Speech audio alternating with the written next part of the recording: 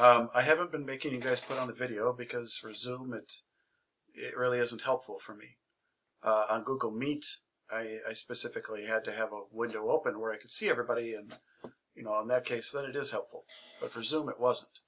But that just makes it that much more important that I can actually hear you or communicate with you. So if you can't speak out loud, type in the chat, something. I want to be able to communicate with you. Especially because this week has been very short lessons. So it's definitely important that I be able to talk to you so I know how it's going. I want to give you an overview of the chapter, okay? Because, this chapter is actually set up differently than a lot of the other ones are. So I don't remember details, but from what I remember in 8.1, we learned how to do greatest common factors. So like that was the factor tree and, the different ways of factoring type thing. 8.2 was how to factor using greatest common factor. And that also included factor by grouping,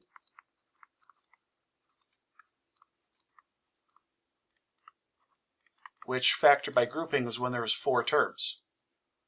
And if you want me to put things, factor by greatest common factor is what they have in common.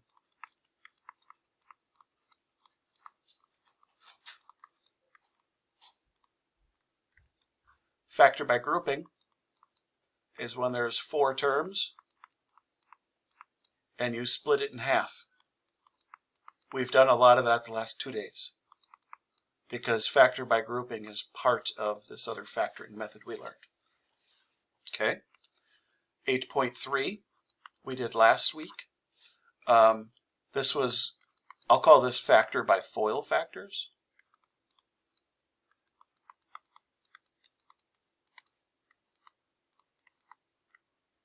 And most people immediately think of this one. X squared term is 1. And you are checking what multiplies to the last number,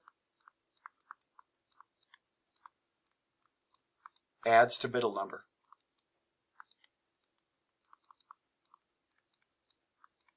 I know this is a terrible way of writing notes, but I'm just kind of quickly reviewing what we did. 8.4, which is what we have done for like 2-3 days now. 8.4 is sort of FOIL factors. I don't think any of you, did any of you guys have TAWS at Lake Middle School? I don't think so. Oh, you did? Oh, because I thought he taught Algebra 2, but I couldn't remember. So when he was at Eastridge, he used to call these 3-term hard. And it's a stupid name, but it 100% everybody knows what it means. So the 3-term hard factors is when the x squared term has a number. And that immediately makes the problem harder to factor. And there's 7 steps to doing it, and that's kind of what we've been doing for the last 3 days. Okay. 8.5, which we haven't gotten to yet,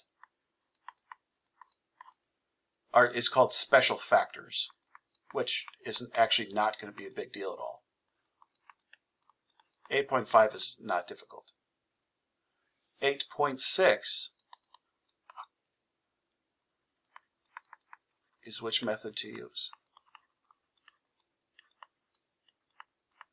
So this section seems like kind of a stupid thing because we're not learning anything new in 8.6. But what you are doing is you're going to be given questions from the first 5 sections. And you're not going to be told which way to do it. You're just going to be given a random statement and asked to factor it. Well, in that case, it does matter that you know which method to use. And so what usually happens is when we learn 8.1, it seems easy. When we learn 8.2, it seems easy. When we learn 8.3, it seems easy. 8.4, I won't say it seems easy. 8.4 is definitely the hardest out of the whole chapter. 8.5, when we learn it, it'll seem easy. But when we get to 8.6, it definitely feels more difficult when you're not told how to do it. And so I wanted to kind of show you this ahead of time, because that's what today is kind of. What today is we're going to be doing questions from 8.3 and 8.4 only. And we're going to have them mixed up together. And so the important thing for you, because we're not learning anything new, but the important thing for you is you have to be able to look at a problem and know how to try to do it. And 8.3 and 8.4 are close enough where it's easy to get them confused. So we're going to be doing this today. We're going to be doing 8.5 on Wednesday. We're going to be doing 8.6 on Thursday, maybe Friday.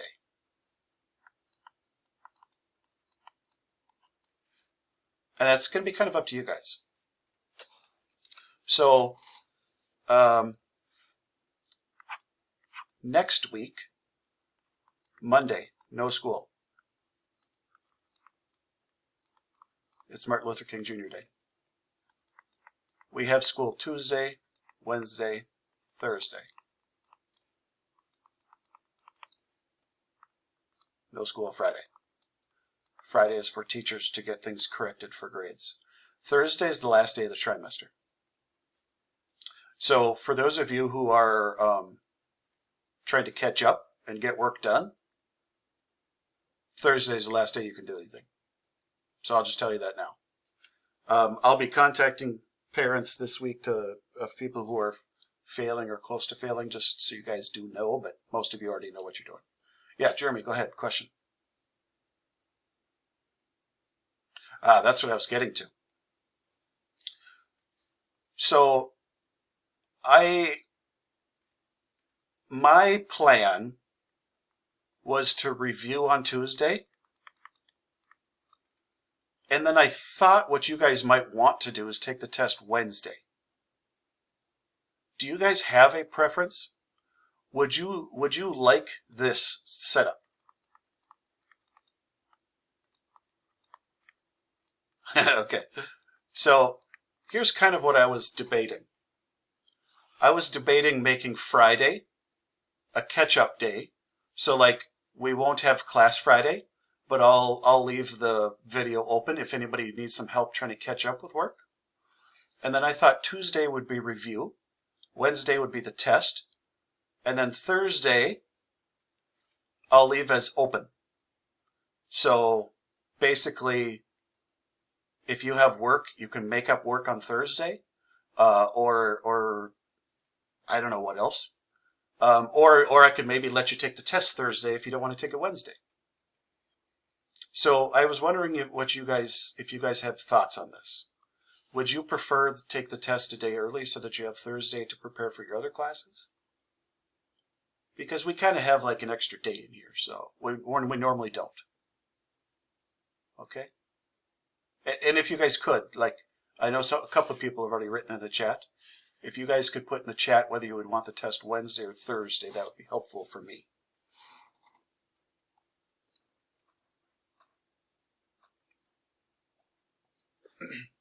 Okay. Yep. No, that's fine. That's great. Not worried. Okay. So I think I'll plan it that way. So I'll give the test Wednesday, and then I'm going to leave the test open until Thursday. So that a couple of you have mentioned Thursday in there. So if you want an extra day to review or catch up or ask questions, then that way you can take the test Thursday. But I'll open it up Wednesday, and it'll just be kind of a, we'll actually have a little bit of free time in there when we normally don't. Now the important thing, the reason I'm bringing this up as well, The important thing is I have to take attendance every day, no matter what. Jamad, before 3 o'clock Thursday.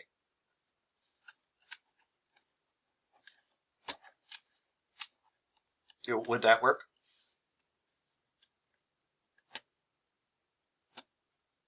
Okay. Okay, yeah, because then that way I can kind of have a closing date to correct it and stuff. Friday I can do all the correcting. Okay, but the important thing is I need to take attendance every day. And so what I'll do is I'll have an attendance question every single day regardless. Make sure you guys go into the folder to make sure you know what you're doing each day, things like that. So even if we aren't meeting on video, so like Friday I'll just have an open session, and so you don't have to come on Zoom, but on Friday you'll need to make sure to take attendance regardless, right? And then same with like Wednesday, Thursday, make sure you do attendance regardless whatever you're doing. All right, does that anybody have any questions on that setup? I kind of wanted to lay out the last 2 weeks for you so you knew what was coming up. All right, then let's get to today. I'm going to put 4 questions up there.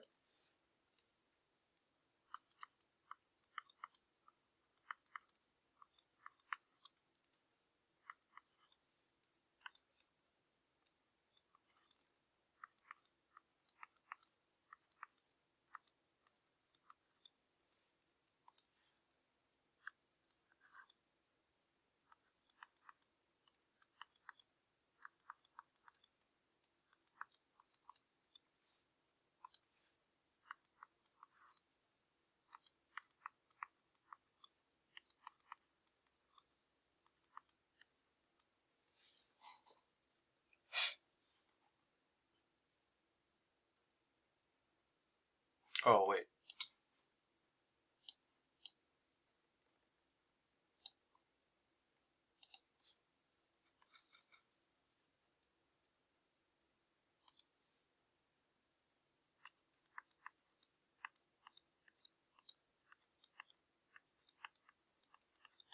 What on earth? This pencil looks so weird.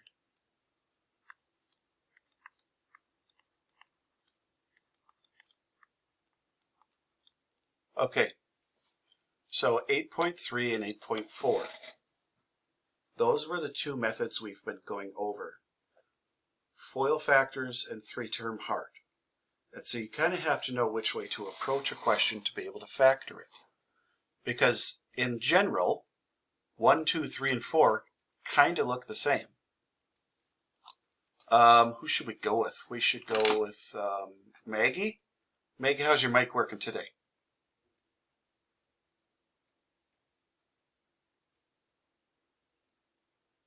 Maybe not. I know sometimes it's not good. Sometimes it works good and sometimes it doesn't. Parker, how's yours working? Okay. Do you remember how to tell the difference between question 1, 2, 3, and 4? There's one key difference.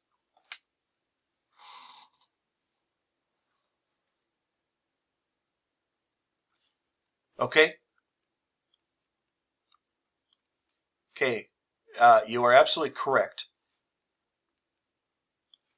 But there's a specific reason, and I'm kind of underlining it so that it should be more obvious.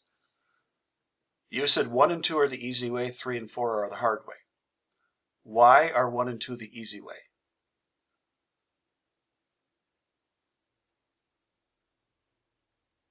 Oh, you bet. I was saying number 1 and 2 are the easy way, 3 and 4 are the hard way, which you said correct. Why are 1 and 2 the easy way?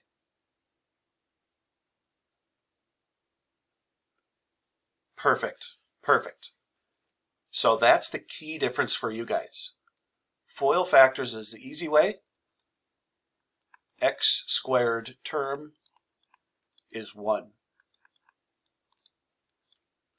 3-term hard. Why is this pen look so weird? X squared term is not 1. Can I change? Does it have to be a pencil? I don't think I can change that. I like that color, but I don't like the pencil.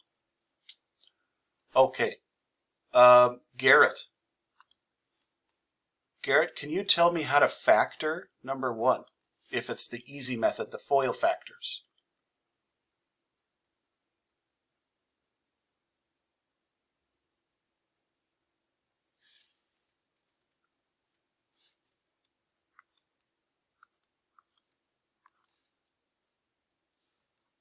Is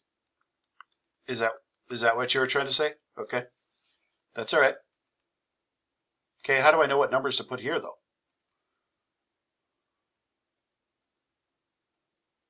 Oh, well then it's a good thing we are doing this today, huh? That's okay. Do you want me to pass it on to somebody else? Or do you want me to remind you? Okay. Okay. Abdishakir, do you remember how I decide these two numbers?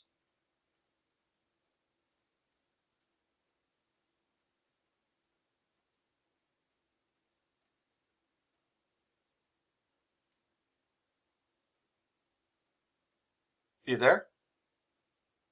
I think I saw your mute thing go unmuted for a second. Christian, are you there?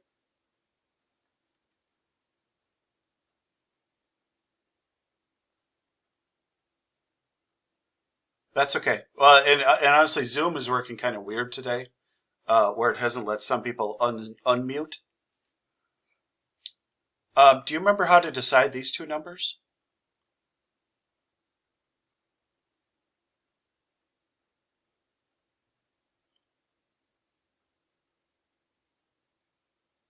Yes. Yes. So 10 is the number. Yeah.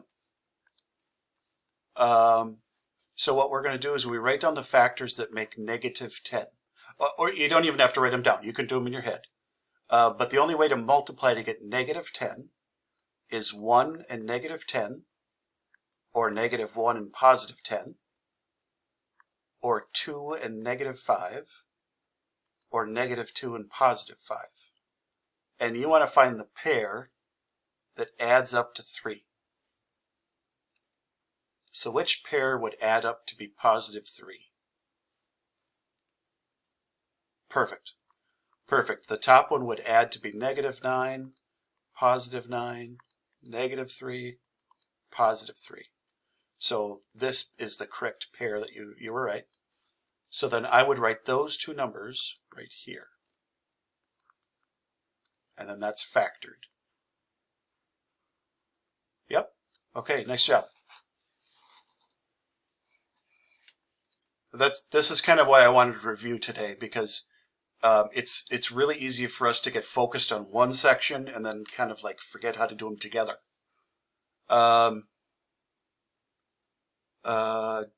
Jackson, how about the second question, the white one? Is this one going to be the easier method or the harder method?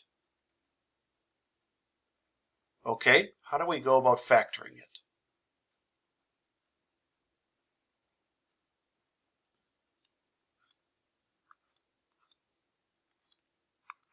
Okay, positive or negative? Okay, perfect. And absolutely, if you can do it in your head, you absolutely are allowed to. So positive 5, negative 4 adds up to be positive 1, multiplies to be negative 20. I'm going to write down all the factors just for everybody else if they can't do it in their head. But you guys 100% don't have to show the work for this. You can do it in your head if you're able to. So 1, negative 20, 2, negative 1, 20. And this is super annoying. There's no question about it. So that's why a lot of people try to learn how to do it in their head, because this just gets annoying to write.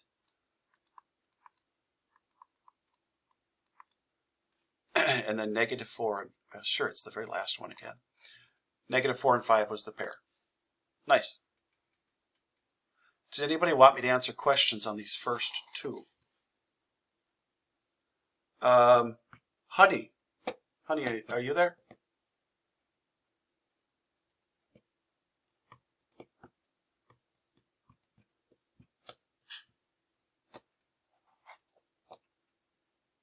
And if you guys are there, but for some reason something's not working and you can't talk, can you guys at least write in the chat, you know, that mic's not working, something like that, because then I know you guys are there. I don't want to like kick people out because they're not actually at the computer.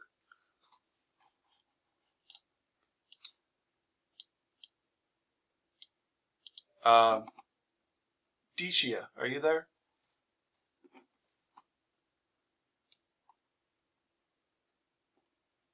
Okay. Could you remind everybody why the first two were the easier method? Like what made the first two the easy method again? Nice job. Very nice job. Okay. Question 3. If you want to answer it, you can. Otherwise, I can. Do you remember how to start the third one when it has a number? How do you? Perfect. You multiply the outside two numbers. Nice job.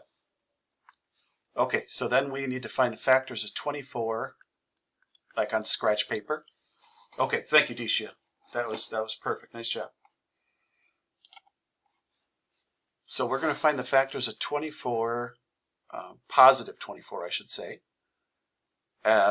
Although that positive sign there means there's no negatives, so I don't even have to write negative if I don't want. I will, but you don't have to.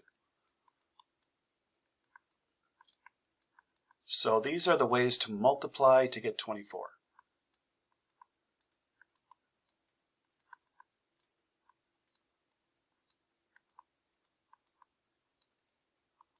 God, there's a lot. Okay. And we want to find the pair that adds up to 11.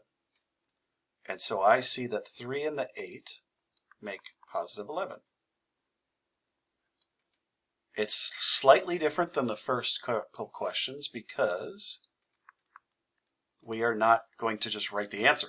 Now we have to use the two numbers that we just figured out and write them like that. And this should be the one you're more familiar with because we had been doing it the last couple days. And then you're going to split it in the middle and then factor each half. So the first half each has an x in common. And I'm going to guess you guys are probably getting a little bit better at this part by now, that maybe you can do it in your head. There's nothing wrong with writing down the info if you need to, but I'm going to guess you're getting better at this in your head. So this is going to be 2x plus 3. I basically took a single x away from each. The second half, they each have a 4 in common. And if I took a 4 out, divide a 4 out, I'd be left with 2x and 3. And then now when I'm looking at this, each half has a 2x plus 3 in common. And then each half has an x and a 4 not in common. And so then that's how we would set up the factoring. Okay, so I wanted to give kind of a reminder on the hard method, the 3-term hard. And I'm gonna try to call on people on the blue one. So I'm hoping you guys can help me on the blue one. Jack? Jack, on this blue one, what's the first thing we have to do?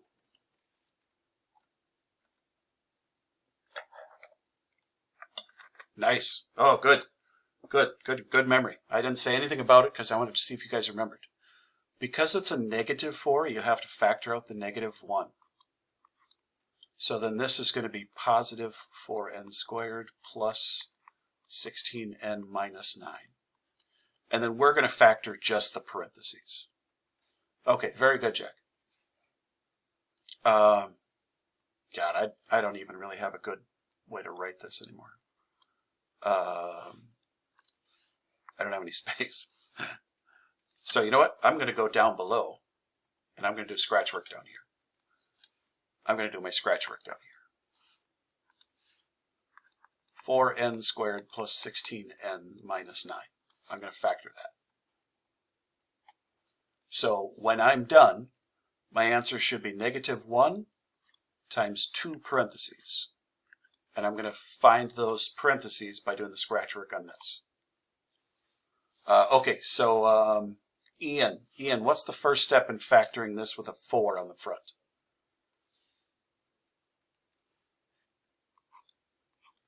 Good? Very good. So -36. Yeah, this is going to have a whole bunch of factors again. 1, -36, -136, 2, -18, 18, 3, 12, 4, 5, no, 6, yes. I don't even need to write this one twice because it's the same thing. Okay. Cullen, how do I remember which pair to pick?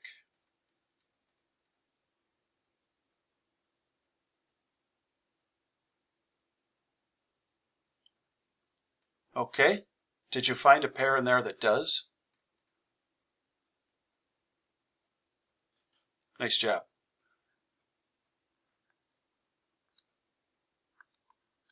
Okay, so then I'm going to replace 16 with -2 and 18.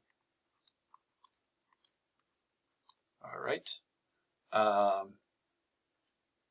Olivia, what do I do next?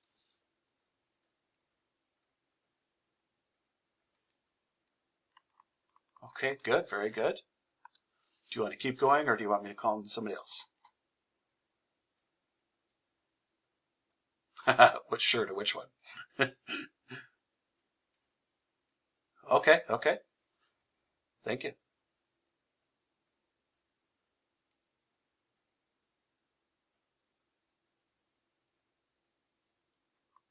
N. Yep, very good though. They both, 2 goes into both and N goes to both. Okay.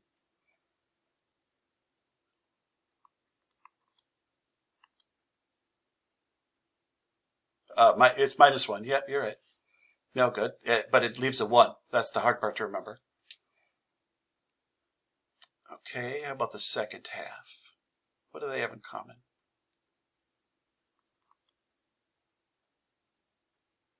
Good, good. Okay. So 2n minus 1. Okay. Very good. Thank you. I will call on somebody else for the next step. I don't know. Who have I called on? Ayla? Ayla, do you think you could help me with the next step? Last step?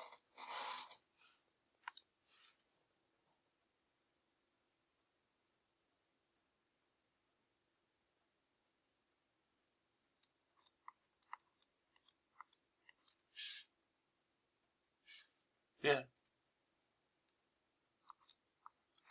Excellent job. Hey, you guys did a really good job on this one.